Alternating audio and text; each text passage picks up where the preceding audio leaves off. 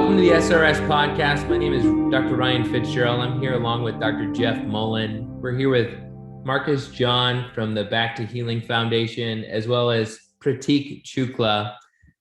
Tonight, we're going to be talking about patient dialogues. So our goal this evening is to really focus and highlight the patient experience, as well as what we're doing as a society to further that experience. As an introduction, first, we'll start with Dr. Jeff Mullin.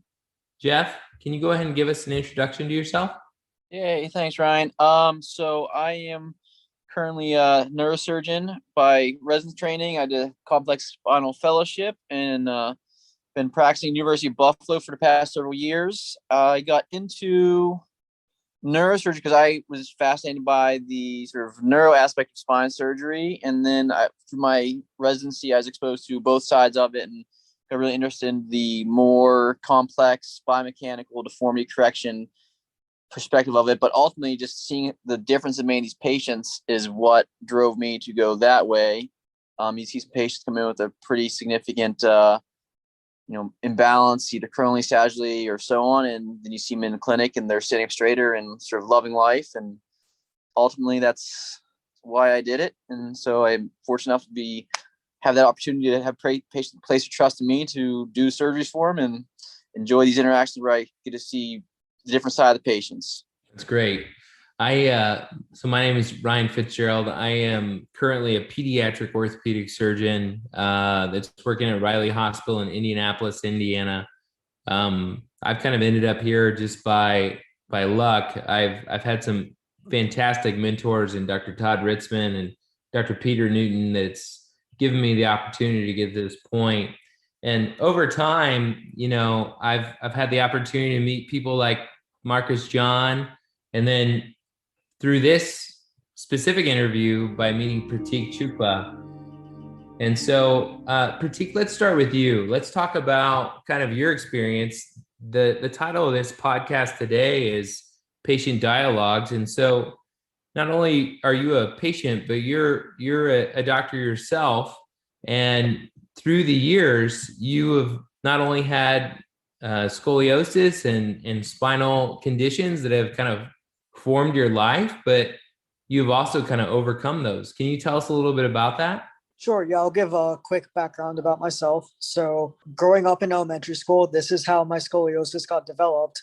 I remember it distinctly. It was in elementary school. I'm in 6th grade, and the nurse, we have one school nurse. She's just going down the row, one classroom at a time, one student at a time. And I happened to be at the very last of the list because they're just going alphabetical. She calls me in and she starts doing some weird manual tests that I've never experienced up till this point. She has me bend over. She runs her fingers down my spine and she kind of stops and she hesitated. And then she did it again and then again. And then the next thing I know, I'm being called down to the principal's office. I thought I was in trouble, not knowing what just happened. And that was kind of my initial diagnosis. She calls my parents and she's like, your son has very severe scoliosis. And my parents are first generation, so they really didn't know exactly what that meant. We then started transitioning to Scottish Rite Hospital, and they took over most of my care for most of my life up until I was about 18, 19. And that's kind of how that developed. They followed my curvature and made sure I was healthy. There was initial thought of having surgery done to rectify my curve. But when they looked at my x-rays, they kind of decided that, I'm not in any sort of physical pain extensively, and that most of the bones have already fused. So the day of the surgery, there was a 6-panel of orthopedists who were going to operate on me as a team.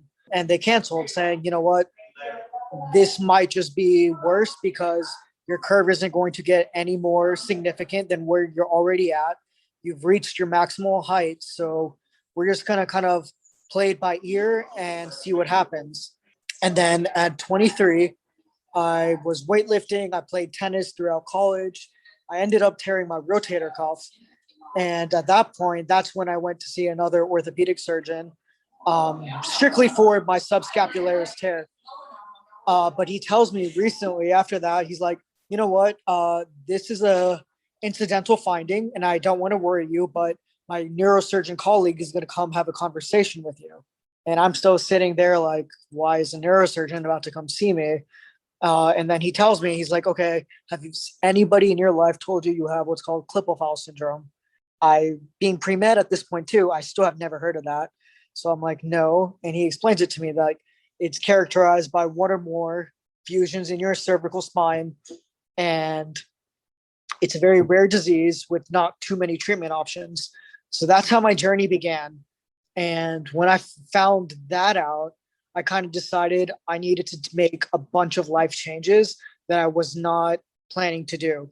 So because I've been surrounded by orthopedic surgeons and those who specialize in scoliosis, going into pre-med my entire life, I wanted to be one of them. I wanted to look after those that are what I perceive as my kind, because I feel like I can just, reach out to them. I know what they're going through. I have a good understanding of it. And so that's what I had originally wanted to do. But once I got my KFS diagnosis, I realized that, long term, that may not be the best profession for me. I still wanted to do surgery and I knew I wanted to be in medicine. So that's how I ended up falling into podiatry. Great. I mean, I think the amazing part, especially about reading your bio, is that it seemed like all of this kind of took over your life for quite a while, and especially to have the experts at Texas Scottish Rite guiding your care. I mean, such a blessing and such an amazing experience to be able to be there at one of our centers of excellence. But I think that too, you also took life by the horns. I mean, from what I was reading about you is that at one point, because you were kind of focusing on academics and those things, you became sedentary, but then you realized that this is your life to have. And that's when you decided to get into powerlifting. So can you tell us about that transition a little bit? Yeah, absolutely. So I used to play tennis throughout college.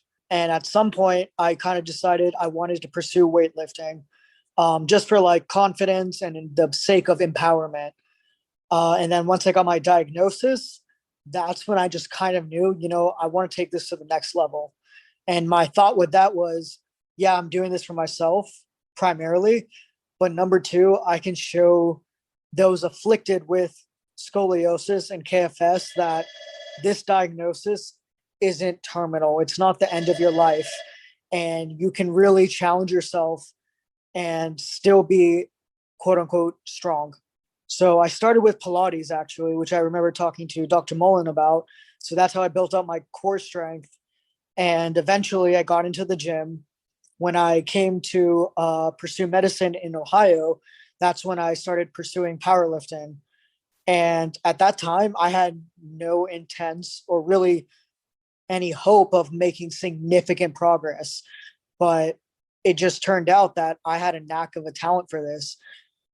My whole life kind of transitioned. So I went from, my mom worrying about me, my friends worrying about me, that here I am in the gym lifting weights and they'd be very concerned. And then now I'm in medical school where no one technically knows. I don't talk about my diagnosis as much in the past. And so nobody really knew that I had these afflictions. And so they would just see me lifting weights and they'd be just super impressed and it would make them happy. And then when they found out more about my story, that kind of inspired them even more so. And so now I kind of just opened up my dialogue using my Instagram and reach out to people through that way. It's great, particularly. I mean, I remember talking about that. So it's really a great example and sort of role model for a lot of people out there with new diagnosis or uncertainty about it, how this shouldn't be limiting them and sort of it's up to them to sort of take charge like you did. So it's really remarkable. For the sake of teaching us doctors, and you're on the way of becoming a healthcare provider, on the other side of things now, when you were, newly diagnosed, your family, there's a lot of uncertainty, probably some scared feelings and emotions and so on. Yep. Can you talk about that sort of stage of your life where you guys were learning? Was there anything the doctor said to you, or how did you sort of come to terms with that? Maybe what you wish that we as doctors would help tell patients early on.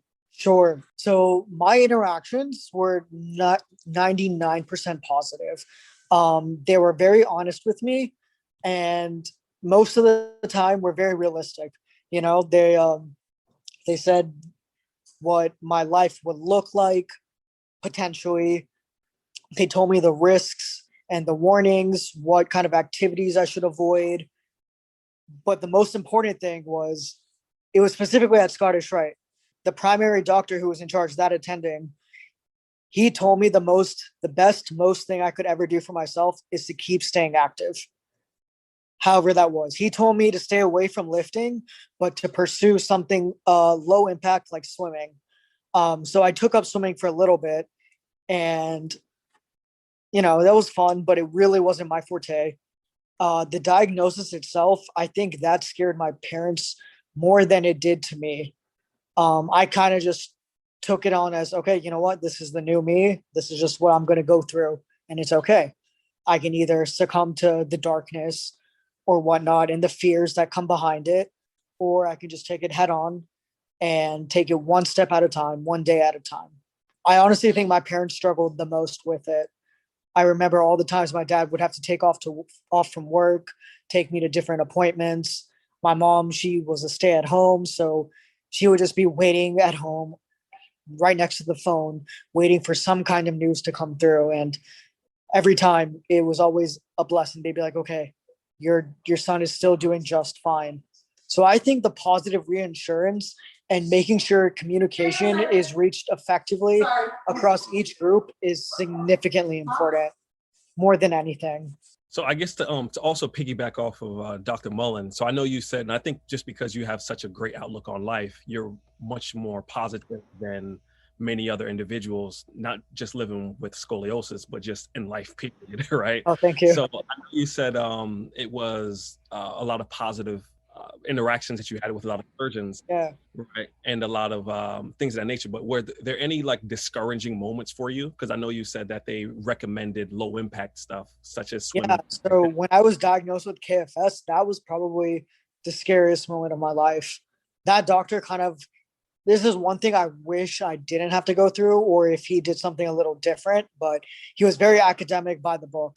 He was like, one day you're going to end up in a wheelchair. And when you're 23, you don't want to hear that. Like, that is the very last thing I wanted to hear, that here I am dreaming of being like an orthopedic surgeon, and you're telling me I'm going to end up in a wheelchair. And that kind of threw my mind off. And that's initially how I started struggling with my own depression and anxiety. And so it wasn't through him, but I reached out to other doctors about my condition. And they kind of like took what he was saying and put it in a different light. They're like, okay, let's say, worst case scenario, you do end up in that. That doesn't mean you still can't be a doctor. You just might have to change the different field that you're looking at. And so that's kind of how I switched from, wanting to be like an orthopedic surgeon into podiatry, where now I can do quick procedures, provide instant patient relief, and still be satisfying my own desire for knowledge. So Yeah. So you would also that a lot of the positivity and like a lot of reinforcement within this comes within yourself, as I guess, speaking words of empowerment and affirmation to yourself, but also outside sources. Would you say it's like a balance between the two? Yep. Or okay. Yeah, a lot of that grew from meditation. To be completely frank with you, I had to teach myself that not every thought that came into my mind was quote unquote true. Yeah. Like it didn't have an absolute bearing to it. Like at some times I doubted myself. I thought, you know what, I'm not good enough to be a doctor. Now that like I have this diagnosis, maybe I should give up lifting. Maybe I should pursue other things and just hold off and put life on the back burner. But through meditation, I realized like not everything that came through my mind was in fact true. And I just decided to have faith and decided to see wherever life takes me, and I can just work it out that way. I feel like it's such a great transition. I mean, Prateek, you have talked about empowerment. You've talked about the mental health aspect to having Klippel-Feil and to having scoliosis. You've talked about the self-determination that it took for you to get to that next level, to have the confidence to pursue powerlifting. And I feel like Marcus John, like this kind of ties into exactly what you do. I mean, your 501c3 nonprofit is all about all of the things that Prateek has been talking about already. It's all about people that not only have scoliosis, but the mental health aspect of it. So can you just tell us a little bit more about that? I mean, obviously, I think Jeff and I know you well, and we know very much what you do, but all of our listeners may not. So can you just give us a brief background to kind of get everybody else up to speed? Yes, for sure. So my name is Marcus John, and I am the executive director and founder of critically acclaimed scoliosis patient organization, Back to Healing. I had to throw in that part. But as you said, we are a 501c3 nonprofit, and we strive to create impactful projects, programs, and campaigns that transforms mindsets and help break the stigma of scoliosis, focusing on artistic beauty and spinal curvatures, on how they uniquely affect the human body as well as mental health. And our mission is to improve the quality of life of individuals affected by scoliosis through mental health, empowerment, education, and awareness. And how I got into this in regard to creating this nonprofit was my background is in fashion and art, and I'm also an athletic individual. And hearing your story, Prateek, I was on the flip side where I was in elementary school. And I went to the school nurse, and she asked me to bend over, and all of say 10, 15 seconds, it was, okay, you're good, get back out on the, we had like physical ed. So I was playing basketball, and literally that was the only interaction that I had with school, all of the 10 to 15 seconds. So fast forward, I had a lot of friends that I didn't even really know about who also were living with scoliosis, where one friend in particular, and this is when I was like really deep into fashion, and my work has been on the cover of Harper's Bazaar. I've had editorials in Vogue, GQ, Esquire, and things of that nature in an industry that's built off of beauty, right? It's specifically, you have to look the best. It's everything is all about looks and physique and posture and things like that. So she was about to attend her first gala, and there was VH1 Save the Music, which is a huge gala for them. And when you see her, she's a very beautiful woman, and she's extremely confident, and you can just never tell anything's wrong with her. So fast forward, she came to my fitting, and she asked me to style her for this event.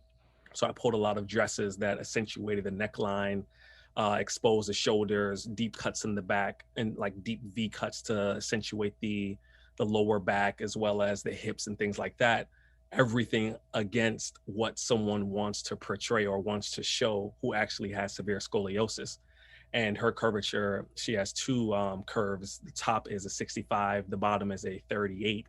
So when I pulled a lot of these dresses with similar cuts and silhouettes, she came and she was very just self-conscious of trying anything on.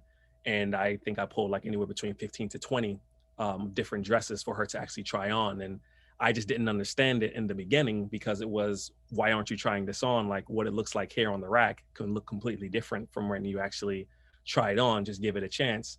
And she literally just started crying and telling me that, trying to encourage me. And I'm like, listen, I don't need the encouragement right now. I just want to know why you're crying. And she says that she lives with severe scoliosis. So me at the time, once again, now backtracking back to like elementary school, the only interaction and encounter that I had with scoliosis was all of that 10 to 15 seconds. And knowing that she's such a strong-minded and just a confident woman, that right there just instantly clicked. Like, I wanted to use my experience and my skills as a creative director and as a stylist in fashion and art to help empower and to share the stories and to tell the stories and to celebrate and to highlight individuals living with scoliosis or any other type of spinal condition, exactly like how I would create for celebrities when you would flip through a fashion magazine and you would like, you would say, oh, this dress is beautiful, this model is beautiful. I literally wanted to recreate that for people who actually are in need of that confidence boosting by encouraging body positivity, as well as any type of instilling confidence within these individuals living with anything spinal, related or whatnot, to help just once again transform that mindset dealing with mental health or whatnot. So that was my background, and that's how I literally started. And from there, I was really unsure still what I was doing, but I knew I had a huge and a bigger idea with something that was more purposeful as well. So as you get to know me, I'm really just driven on purpose. That really just excites me, and it really motivates and inspires me to just continue doing more. And from there, I created this amazing concept, and I had no patients, I had no participants, I had no anything. But I had an amazing concept, right? So I then reached out to SRS, and I know these guys were like, one, who is this guy? Two, what does he know about scoliosis? Because he doesn't have scoliosis. Three, he's not a doctor or physician or anything in the medical industry. Why should we back this idea? And the more that they heard my story and the more that they saw the idea that I created for them, I'm really big on presentation. So I created a entire mood board, sort of say, on how it would look and how it would operate from start to finish. They loved the idea. They took a chance on me. And 5 years later, we're still continuing to partner. And, just to kind of highlight more of my story, since then, I've partnered with world-renowned medical device companies, top medical device companies such as Stryker, Medtronic, Zimmer Biomet. I'm in talks with the Pew. I've worked and had my work in Cedars-Sinai Hospital. I was in Ghana with Focus, and partnered also bringing it back to fashion with Lululemon, as well as Alex Anani. I created a piece for them. I had a yoga event that Lululemon sponsored, where, as you know as well, someone living with scoliosis, they can't do the typical and the traditional stretches or any type of techniques or whatever the case is with someone with a straight spine. So we had an instructor and a certified yoga instructor who also lives with scoliosis as the teacher for that day. And everyone in the class, of course, was either fused or non-fused. And she helped tailor the specific stretches or techniques or whatnot for that specific patient so they can better achieve the effectiveness of that specific pose or whatnot. So literally it's transpiring into me now tapping back into my older self, and which I'm still in the fashion industry, but I'm now bringing in the same clients that I had before, but just on another perspective. And I think it's a beautiful thing. And I'm not sure if I kind of went on a rant, but no, it's perfect. And I mean, I think it kind of, what your organization is doing and what you've talked about really kind of shows how we as a society, we as people that are interested in scoliosis can empower people that live with it day in and day out. So kind of bringing it back to Prateek, I mean, for us, you've talked a little bit about what physicians can do, but do you think these sorts of things are inspirational or helpful for you? It sounds to me like you kind of made all these jumps to have this self-confidence and to be able to work through kind of the problems that you've had with not only scoliosis, but also Klippel-Feil, to be at the point where you're at, where you're not only a doctor, but you're also a power lifter kind of at the top of his game. How can we best help you or help other people that are first going through this situation or through these issues that you've worked through on your own? So I think you guys are probably already doing a fantastic job. And the lessons I've taken away just from my own experiences, I don't want to sound, cocky or arrogant or anything like that, but experiences with you have helped guide me or are guiding me to become a different physician than I would have become without my own diagnosis. And so what I mean by that is like having a different level of empathy, being able to sit down with a patient, give them the good, the bad, the grisly worst, but still highlighting the positive impacts that they can still have in their own lives. Like I said, like just because you have that diagnosis of any kind really does not mean that is the end of your story, like you are still able to be a unique individual and pursue your own dreams regardless of the obstacles you face. So and to piggyback off what Prateek is saying, I think one thing, as well as when I was creating this campaign, was a lack of representation and diversity from a patient perspective. And that's something that I definitely wanted to highlight. And I make it like a number one priority when I actually feature patients in my I Am Straightforward photo exhibitions, or even my Back to Healing talks, and just pairing as a patient to patient live stream or whatnot, where I have someone from Indonesia speaking to someone from Tennessee about and she's literally in the hijab speaking, speaking about her experiences in the country that she's in, and how she was raised and how she was born, and the lack of resources and instrumentation.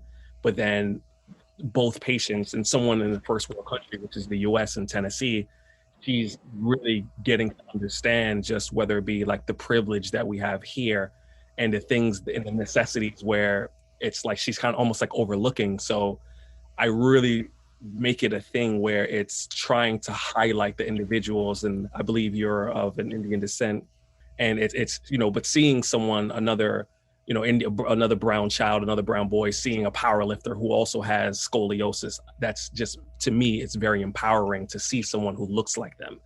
On the flip side, from someone in a hijabi, someone, or in a hijab, or whatever the case is. So I think it's very important, and I applaud you for continuing to share your story, because you never know who's really looking up to you or who's going to see your story as well. And actually, I just wanted to make a comment regarding that. Ever since I started my Instagram, there have been times where, when I'm going through my own depression, I'll be like, oh, I'm going to take my Instagram down and just not be as vocal. But I have met so many families, not only from the US, but internationally, where I'll have mothers reach out to me about their kid, their 3-year-old child, from example, like one in Russia, where they don't have nearly as much treatment options that we do. She's worried. She's not sure what the future holds for her child. And they'll see me, for example, lifting weights. And to them, that's remarkable when I'm just kind of doing my own thing, And so I actually have some friends that I made back in Dallas, and they also have a child who, he's a young boy. He has scoliosis, KFS, and they were so worried when he got his diagnosis. They actually go to Scottish Rite too. And just now we keep in touch. And I think this has been a boon, honestly, like connecting with people on levels I never thought of. And that's what I really love about this community.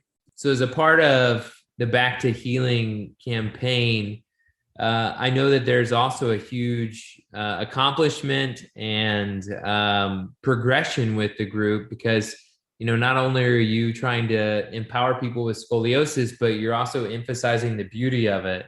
And with that emphasis, you guys have actually made it as a part of the Miami Art Basel. So can you tell me a little bit about that and kind of what that process has been, and what we can fly down to Miami to check out maybe this year?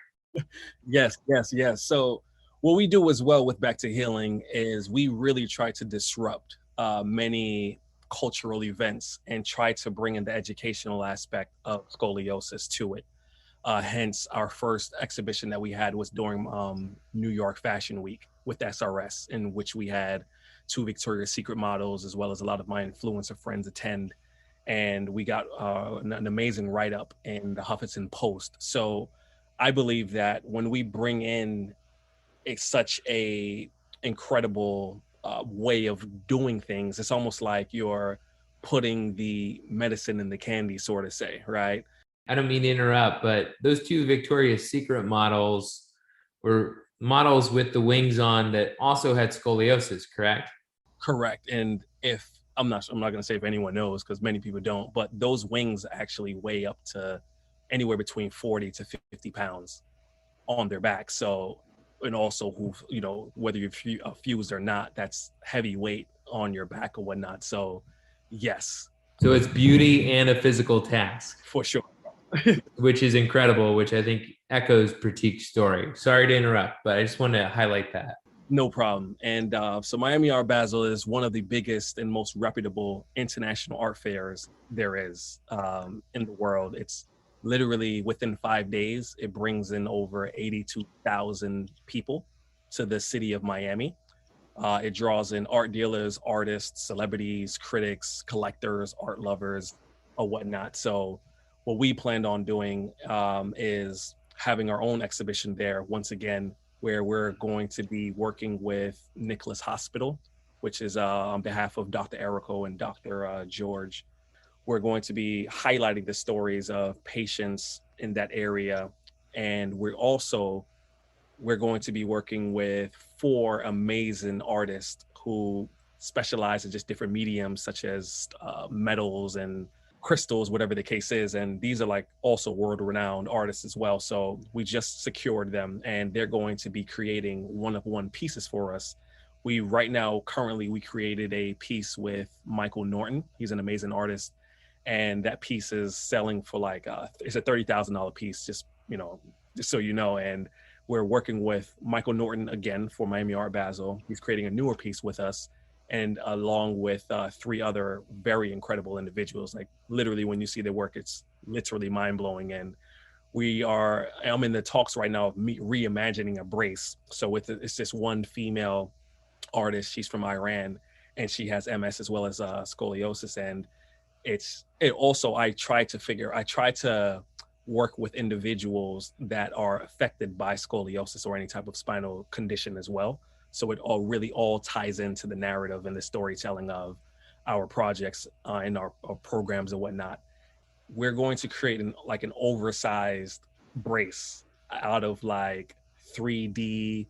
It's literally crazy. Like when it's crazy to me even when I'm speaking to her and like brainstorming these ideas with her. But all I know is when you see this piece, it's going to be just breathtaking. So once again, when you come, and the beauty of it all is when you come to this exhibition in Miami Art Basel, even if you don't know what scoliosis is, you're coming there and you're really appreciating the beauty of the art. And with any artwork, one of the most important things is the story behind it. So it's what this piece, how does it relate? So what's the background behind this piece? And there we can educate them on the condition of scoliosis, as well as whether it be giving pamphlets, whether you're giving additional resources or whatnot. So not only are you drawn, it depends. You're drawn to it because you know it's a scoliosis exhibition, or you're drawn to it because it's just an amazing exhibition. But either way it goes, you're going to leave with more education about scoliosis in general. So that's how we try to, once again, put the medicine in the candy, sort of say, from all aspects, from art to fashion to anything that we do. So That's fantastic. Congratulations on the accomplishment. Well, Prateek, it's great. Marcus, great. As always, it's an easy conversation for us to have with you guys. You guys are great advocates for all of our patients. And maybe you guys want to give one last parting shot, and maybe give a plug for Instagram or Marcus John for your organization, for your how do we find more information on you guys? So I guess I'll start. Back to Healing. Our website is www.backtohealing.org. Our Instagram handle is @backtohealing_org, ORG, as in Gary. Our Facebook is facebook.com/backtohealing.org. So Instagram is _org, Facebook is .org. You can find more information about us and about the organization, and as well as just our mission and some upcoming projects that we have coming up. So as you guys know, it's now the beginning of Scoliosis Awareness Month, which is the month of June. And you can see what we have planned on our website at, once again, www.backtohealing.org, all the festivities that we have coming up. And I want to say thank you again to SRS for the amazing opportunity for speaking on you guys' podcast. Yes. If you want, you can reach out to me. My Instagram is @teek, TEEK.strong. And that's my Instagram handle. And I'm fairly active on there. So any messages you send, I will see and can gladly respond and get back to you as soon as possible. So I think this is all fantastic. And, this is how it always is when we have these conversations. It's, you have all these questions that you want to talk about, all these things you want to talk about. And all of a sudden you start talking to these great people that are not only living with scoliosis, but also trying to push that message forward of empowerment, that message of that there is really nothing that can limit you, even when you're living or dealing with scoliosis on a day-to-day basis. And here we are 30 minutes into it and our time is already taken up. So I appreciate everyone that's taken the time this evening to talk with us. And thank you both for all of your time. I think the bottom line tonight is empowerment. I think both of your stories bring empowerment to patients and people that are dealing with scoliosis day in and day out, whether they be non-operative or operative. From what I can tell, the bottom line is that you can accomplish anything you put your mind to. So continue to drive on, and thank you all for everything that you do.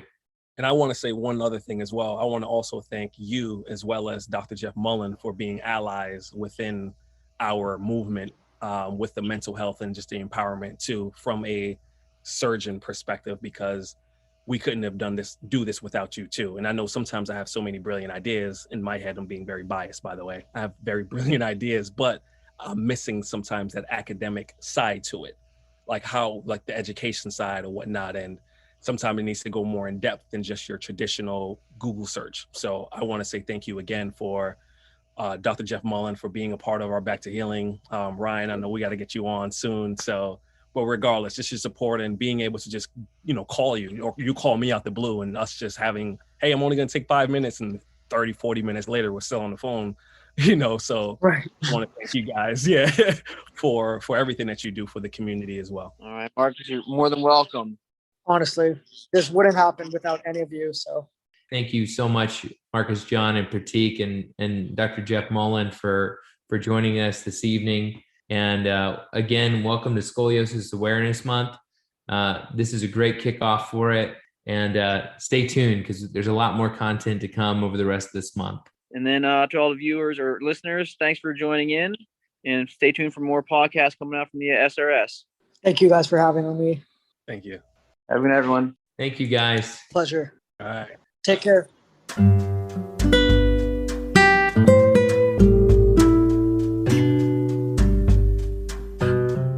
Emma is a volleyball player who was diagnosed with idiopathic scoliosis at the age of 12. After 2 years of bracing and continued curve progression, she found hope with a new scoliosis treatment. Tune in May 11th to hear a first-hand account of her journey to a straighter spine. The Scoliosis Research Society is a nonprofit professional organization made up of physicians and allied health personnel. Their primary focus is on providing continuing medical education for healthcare professionals and on funding and supporting research in spinal deformities. Please visit srs.org for further information.